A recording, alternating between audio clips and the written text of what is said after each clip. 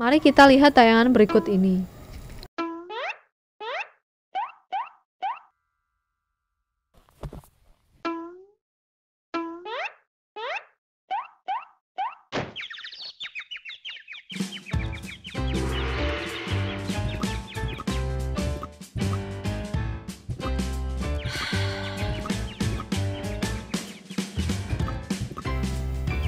Bapak di bawah sudah mendorong mobil sekuat tenaga, namun mobil tidak bergerak dari posisinya. Menurut bahasa, bapak tersebut sudah melakukan usaha atau kerja. Tetapi akankah bapak itu sudah melakukan usaha dalam fisika? Mari kita pelajari bersama. Kedua orang di bawah tidak melakukan usaha karena benda tidak berpindah atau S sama dengan 0. Jadi benda dikatakan melakukan usaha jika benda tersebut melakukan gaya.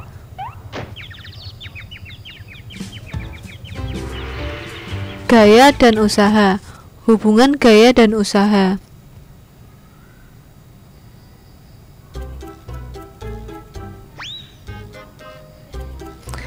Gaya adalah tarikan atau dorongan pada sebuah benda. Dapat memindahkan objek yang seimbang atau menghentikan benda yang bergerak.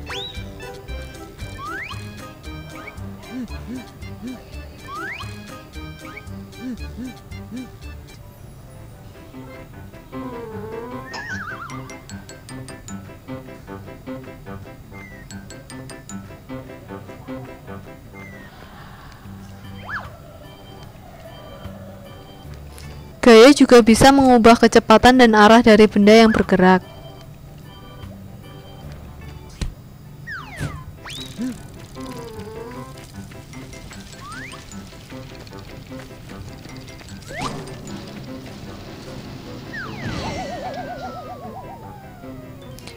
Jika gaya cukup diterapkan, gaya juga bisa mengubah bentuk atau ukuran suatu benda.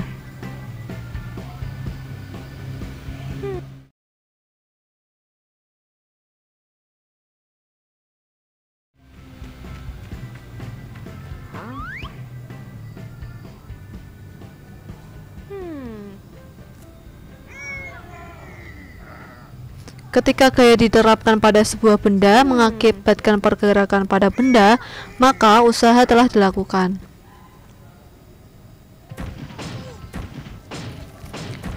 Berikut arah perpindahannya.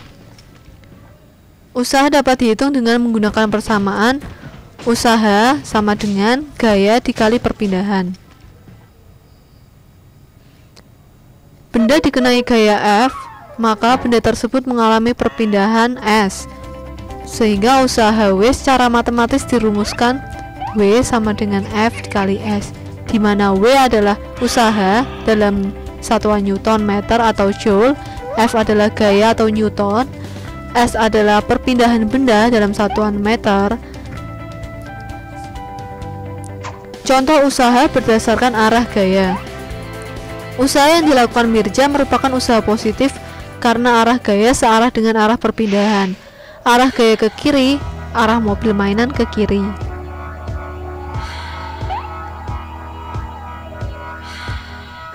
Pada gambar di atas, dua kelompok anak yang sedang bermain tarik tambang. Maka, usaha yang terjadi memenuhi persamaan W sama dengan sigma F dikali S, W sama dengan F1 plus minus F2 dikali S.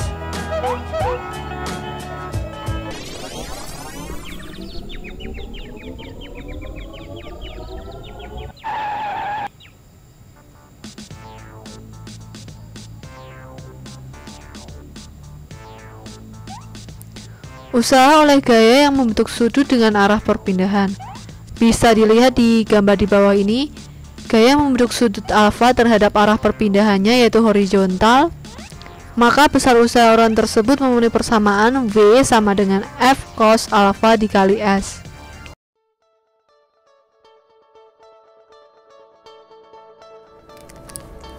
Jadi kesempatan kali ini kakak akan menjelaskan materinya adalah usaha dan energi ya.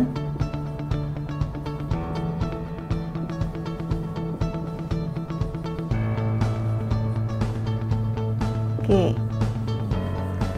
Adik-adik mungkin pernah tahu ya dari SMP Jadi materi ini pernah dipelajari oleh adik-adik di SMP, tapi di kelas 11 itu akan diulang kembali ya dengan level yang berbeda tentunya ya. Oke, pertama kakak akan bahas dulu konsep usaha ya. Usaha. Di kehidupan sehari-hari tentunya adik-adik sering mendengar istilah usaha ya. Kalau misalkan kita ingin punya uang, usahanya apa? Berarti bekerja. Kalau pengen pintar berarti usahanya apa? Harus rajin belajar tentunya. Kalau pengen dapat pacar, siapa yang masih jomblo ya? Tentunya ada usahanya juga ya. Tapi kalau di fisika sama nggak sih dengan definisi usaha di kehidupan sehari-hari? Nah tentunya agak sedikit berbeda ya. Jadi kalau adik-adik pernah tahu dulu waktu SMP ya. Nah simbol dari usaha itu adalah W besar. Kalau kakak definisikan, usaha itu adalah besarnya gaya yang bekerja pada sebuah benda sehingga benda itu mengalami perpindahan ya. Nah, adik-adik perhatikan, jadi kalau misalkan di sini ada sebuah benda ya. Kemudian benda ini diberi gaya ya sebesar F. Nah, kemudian bendanya berpindah misalkan ya ke sini. Nah, berpindahnya itu sejauh S.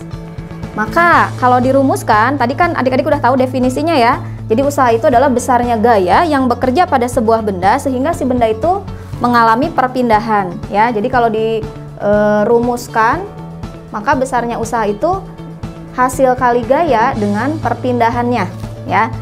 Nah, di sini usaha itu merupakan besaran skalar ya.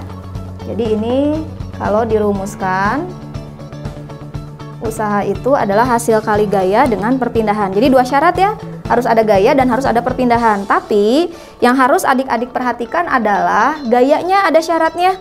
Nah di sini gayanya itu harus sejajar dengan perpindahannya ya. Jadi kalau misalkan nanti tidak sejajar, maka harus kita proyeksikan supaya bisa sejajar sama perpindahannya. Oke, variabel-variabelnya nih kakak kasih tahu ya. F ini adalah gaya, satuannya adalah Newton, kemudian S ini yang disebut dengan perpindahan ya.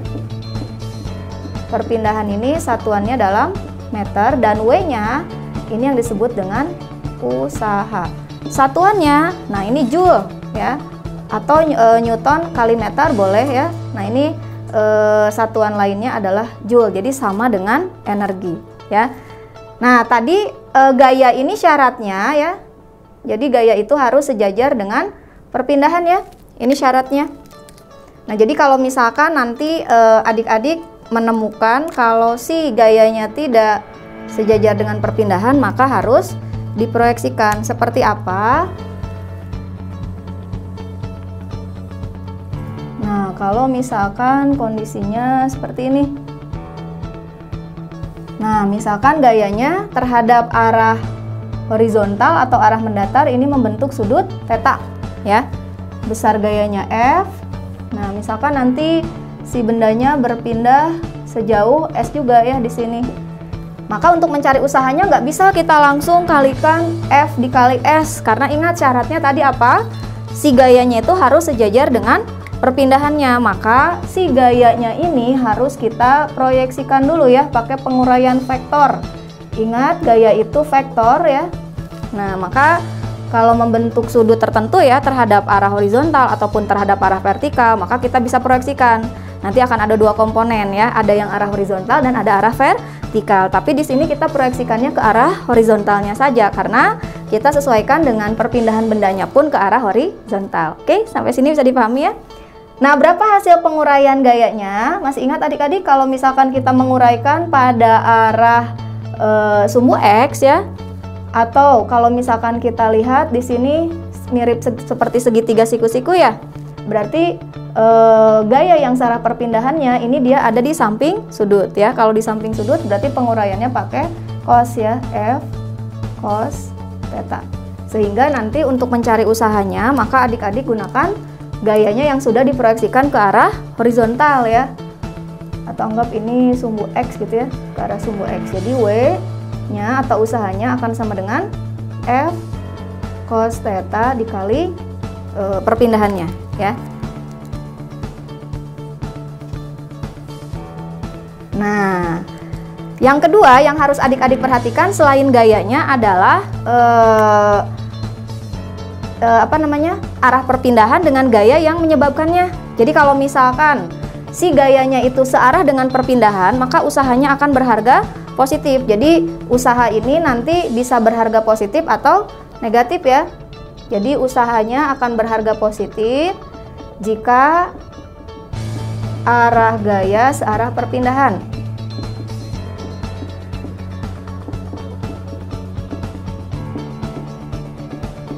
Nah, usaha juga bisa berharga negatif ya jika arah gayanya berlawanan. Contoh arah gaya yang berlawanan apa? Ketika misalkan nanti kita mendorong sebuah benda atau menarik sebuah benda, kemudian timbul gaya gesek ya. Karena ingat, gaya gesek itu arahnya akan berlawanan dengan arah gerak benda ya.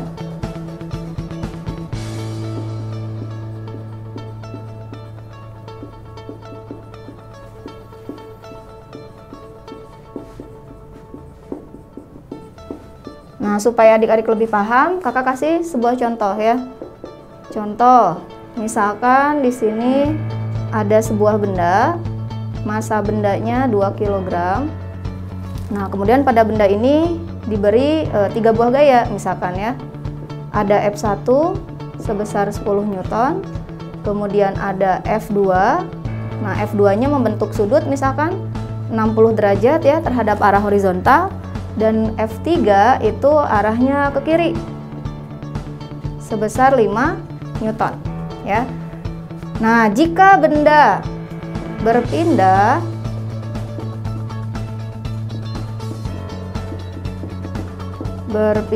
sejauh 2 meter misalkan ya, tentukan besar usahanya.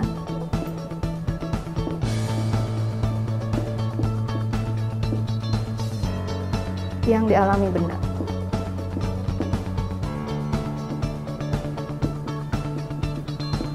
Nah, jadi perhatikan di sini ada berapa gaya adik-adik? 3 ya. Ada F1 10 Newton. Nah, F2-nya juga di sini 10 Newton. Kemudian ada F3 besarnya 5 Newton. Berapa usaha total? Berarti kalau gayanya lebih dari 1, berarti usahanya pun ya sebesar gaya yang bekerja pada benda ini ya. Nah, ada cara cepatnya adik-adik. Kalau misalkan nanti gayanya lebih dari 1, maka resultankan dulu atau totalkan dulu semua gaya yang bekerja pada benda ya. Jadi nanti untuk menjawabnya, nah di sini usahanya kan hasil kali gaya dengan perpindahan ya. Karena gayanya lebih dari 1, maka cari dulu nanti resultan gaya, kemudian dikali dengan perpindahan ya. Sebetulnya adik-adik juga bisa nyarinya satu-satu. Misalkan nanti ada gaya akibat F1 berarti W1, gaya akibat F2 berarti W2, satu lagi ada gaya akibat F3 berarti W3. Nah, perhatikan juga kira-kira arah perpindahan gerak bendanya akan kemana ya. Kalau kita melihat kondisi besar gayanya, maka si benda ini akan bergerak ke arah kanan. Berarti semua gaya yang searah dengan arah perpindahan itu positif ya, maka usahanya pun akan positif. Dan yang berlawanan dengan arah gerak benda, maka usahanya akan negatif ya. Jadi di sini arah geraknya ke arah kanan ya, kakak tulis ini arah gerak. Nah, kalau F1 ini kan udah searah dengan arah perpindahan. F3 juga maksudnya udah bersesuaian dengan perpindahan ya, arahnya horizontal. Nah, kalau F2 ingat ya, karena dia membentuk sudut terhadap arah horizontal, membentuk sudut terhadap arah perpindahan benda, berarti harus kita proyeksikan ya. Kita proyeksikannya berarti yang ini ya. Nah, kalau diurai tadi penguraiannya pakai apa? Pakai cos ya. Jadi karena gayanya F2, berarti kita cari proyeksinya F2 cos sudutnya berapa derajat di sini? 60 derajat. Lalu sekarang kita cari besar resultan gayanya. Ada 3 gaya ya adik-adik ya, berarti yang positif apa? Ada F1 sama F2 cos 60 ya. Jadi di sini gayanya ada F1 ditambah dengan F2 cos 60 derajat, dan F3 karena berlawanan dengan arah gerak berarti nanti negatif ya gayanya, min F3 dikali dengan perpindahannya berapa di sini? 2 meter. Berarti kalau kita totalkan gayanya, F1-nya masukkan 10 ditambah F2-nya 10, cos 60 berapa? Setengah ya adik-adik ya, dikurangi dengan F3-nya 5 dikali 2 ya. Berarti berapa ini? 10 ditambah 5 dikurangi 5 dikali 2, ini habis ya. Berarti 10 dikali 2 besarnya 20. Satuan dari usaha adalah joule ya. Nah, sampai di sini bisa dipahami dulu ya. Ini konsep dari usaha ya. Kemudian bagaimana kalau misalkan bendanya itu ada di bidang miring ya? Ini sering. Jadi anggap ini contoh yang pertama, yang kedua. Nah, di sini misalkan ada sebuah benda.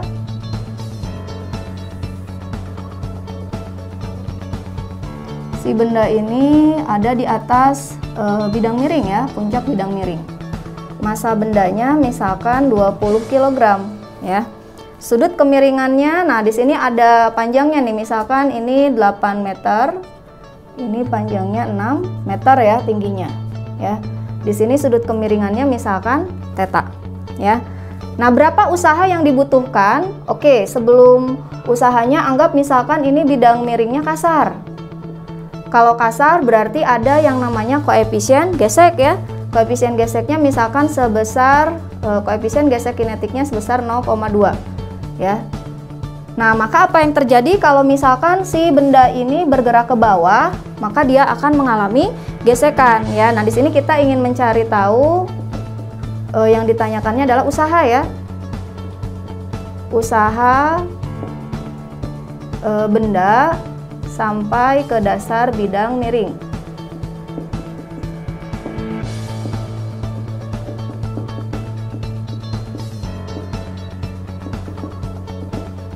Ya, jadi anggap si bendanya mula-mula ada di puncak bidang miring, kemudian saat mencapai dasar bidang miring berapa usaha total yang dialami oleh si benda ini.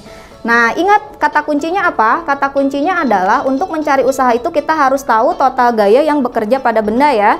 Kemudian yang kedua, berapa perpindahan yang ditempuh oleh benda tadi. Nah, ketika bidang miring, maka adik-adik bisa uraikan dulu gaya-gayanya. Pertama, di sini ada gaya apa? Tentunya ada gaya berat ya. Ada gaya berat. Nah, sebut saja W kecil kalau gaya berat. Nah, kemudian kalau misalkan kita lihat arah perpindahannya, si benda itu berpindahnya searah bidang miring ya. Nih kakak tulis ini berarti arah geraknya ya. Jadi ini arah gerak searah ke bawah bidang miring. Nah, maka si gayanya pun harus kita uraikan yang searah bidang miring. Nah, supaya mudah bikin proyeksi gayanya, kita bikin sumbu kartesian ya. Di sini ada sumbu Y, ini yang tegak lurus bidang miring. Kemudian ada sumbu X. Ini yang searah bidang miring.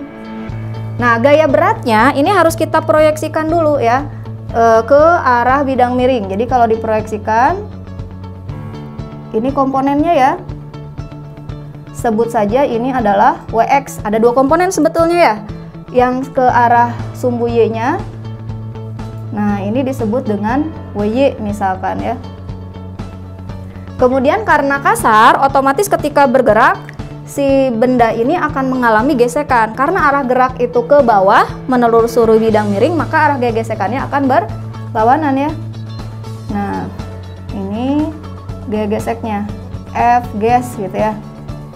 Nah, berarti totalnya ada berapa gaya di sini ya? Bisa adik-adik perhatikan gaya yang bersesuaian dengan perpindahan benda. Intinya perpindahan benda ini pada arah sumbu X ya. Udah kakak gambarkan diagram sumbu X-nya. Jadi si benda itu bergerak pada arah sumbu X, dan di sumbu X itu ada dua gaya, ada WX sama gaya gesek. Kalau WX ini arahnya searah bidang miring dan F gesek itu berlawanan. Nah, biar nggak ribet nanti kita cari tahu dulu berapa besar WX dan berapa besar F gesek. Kalau misalkan di sini sudut kemiringannya theta, maka theta itu akan pindah di sini ya secara proyeksinya. Nah, jadi kalau misalkan kita urai pertama ya adik-adik, kita cari dulu WX. Kalau diuraikan, nah WX kalau kakak pindahkan di sini kan ini sama saja ya. Nanti dia letaknya akan ada di depan sudut. Kalau tadi di samping penguraiannya pakai cos, kalau di depan itu penguraiannya pakai sin ya. Jadi WX-nya kalau diurai itu W sin theta. Nah, yang kedua adalah F gesek. F gesek itu kalau kita uraikan persamaannya, masih ingat adik-adik kelas 10 ya. Gaya gesek itu persamaannya atau besarnya adalah koefisien gesek ya dikalikan dengan, karena bergerak berarti koefisien geseknya kinetik, dikalikan dengan gaya normal. Nah, yang mana gaya normal? Gaya normal itu adalah gaya yang tegak lurus dengan bidang ya. Nah, ini N Dan gaya normal ini tentunya nilainya akan bersesuaian dengan WY ya, komponen gaya berat pada arah sumbu Y. Kenapa? Karena pada arah sumbu Y itu bendanya tidak bergerak. Benda itu bergeraknya pada arah sumbu X ya. Sehingga di sini nilai N itu akan sama dengan WY. Nah, ini digunakan nanti untuk mencari gaya gesek ya. Mu K-nya 0,2, gaya normalnya adik-adik rubah jadi WY. Dan WY kalau diurai ya, kalau tadi yang WX itu W sin theta, maka yang WY jadi W cos ya. Masih ingat ini penguraian vektor kelas 10, nggak kakak ulang lagi ya. Jadi 0,2 WY nya itu W cos theta ya. Nah, ini F geseknya. Bisa dipahami dulu ya, berarti dua gaya yang perlu kita perhatikan. Yang ini ada WX sebesar W sin theta dan F gesek itu 0,2 dikali W cos theta. Baru nanti kita akan cari berapa besar usahanya ya. Maka ingat, usaha itu adalah total gaya dikali dengan perpindahan. Kenapa total gaya? Karena gayanya ada dua ya. Nah, ini hati-hati arahnya adik-adik ya. Karena arah gerak ke bawah menelusuri bidang miring, maka yang searah gerak nanti positif, yang berlawanan itu negatif. Nah, yang belum kita tahu apanya nih? Tetanya ya. Anggap kalau misalkan ini 8 meter ya, jarak mendatar, kemudian ini ketinggiannya 6 meter, maka theta itu sin atau cos theta bisa kita cari dari segitiga siku-siku ini ya. Sisi miringnya berarti berapa? Ini Pitagoras ya adik-adik ya. 8 meter, 6 meter berarti sisi miringnya adalah 10 meter. Dan itu adalah sama dengan perpindahan yang dialami benda, karena benda itu dari puncak bidang miring sampai dengan dasar ya, karena usahanya yang diminta itu sampai dasar bidang miring. Jadi di sini nilai perpindahannya atau S-nya nanti 10 meter ya. Nah, untuk mencari sin theta dan cos theta-nya bagaimana? Ingat, sin demi cos sami ya. Kalau sin itu depan per miring, depannya 6, miringnya 10 ya. Berarti 6/10 ini bisa disederhanakan 3/5. Kalau kita ingin tahu cos theta berarti cos sami samping per miring ya. Sampingnya berapa adik-adik? 8 ya. Miringnya 10 atau disederhanakan 4/5. Nah, nanti dibutuhkan untuk mencari ini ya. Oke, sekarang kita masukkan ke sini. Berarti sigma F-nya. Nah, yang searah gerak? Iya, betul. WX ya. Atau langsung kakak tulis ya WX-nya. Jadi W sin theta. Yang berlawanan geraknya gaya gesek. Berarti dikurangi 0,2 W cos theta dikali dengan perpindahan ya. Nah, W itu apa? Kalau di sini kan W itu gaya berat ya adik-adik ya. Jadi untuk gaya berat maka apa? Massa dikali percepatan gravitasi ya.